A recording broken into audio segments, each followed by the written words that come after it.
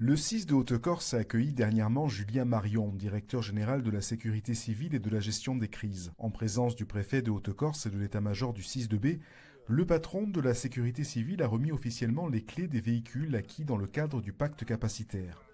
Un programme important permettant d'améliorer la réponse opérationnelle face aux risques feux de forêt et d'espaces naturels.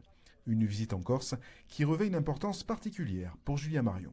C'est grâce à un cofinancement de l'État de plus de 70%, 6 véhicules qui ont été livrés, dont un camion de lutte contre les feux de forêt d'une capacité de 13 tonnes d'eau, le plus gros qui existe, un porte-berce, des véhicules de commandement et de liaison. Et ces moyens, ils vont bénéficier naturellement en premier lieu aux sapeurs-pompiers de Haute-Corse, mais ils pourront aussi bénéficier à l'ensemble des sapeurs-pompiers de l'île et même du continent dans le cadre de la mise en place de colonnes de renfort si c'est nécessaire.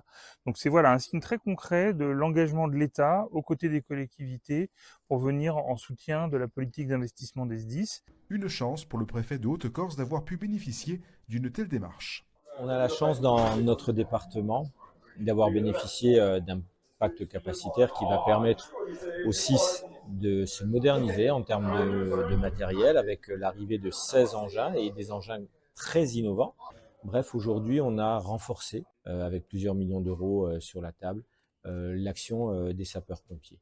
En faisant ça, on protège notre territoire, on protège sa population, mais surtout, on protège aussi les sapeurs-pompiers eux-mêmes en leur permettant d'intervenir dans des conditions de sécurité accrues. Des engins pour améliorer au mieux la réponse opérationnelle face aux catastrophes naturelles sur le terrain, comme le soutient le contrôleur général Pierre Pierre, directeur du 6 de B. Alors, le pacte capacitaire, c'est un élément important puisqu'à l'origine, ce sont des vecteurs d'efficacité sur l'ensemble de la zone, voire plus loin même sur le territoire national.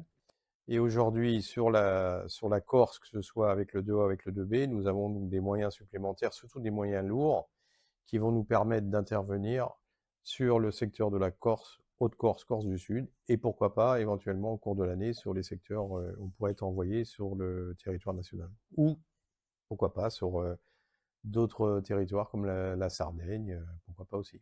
Même discours pour Hyacinthe Vagne, président du 6 de B, qui soutient lui aussi que ce pacte capacitaire va contribuer au renforcement des moyens matériels sur le département. On a eu 71% de financement, un complément de la collectivité pour arriver jusqu'à 80%. Et c'est une vraie montée en puissance de ce pacte capacitaire. C'est du matériel aujourd'hui ultra moderne, sur des porteurs très lourds.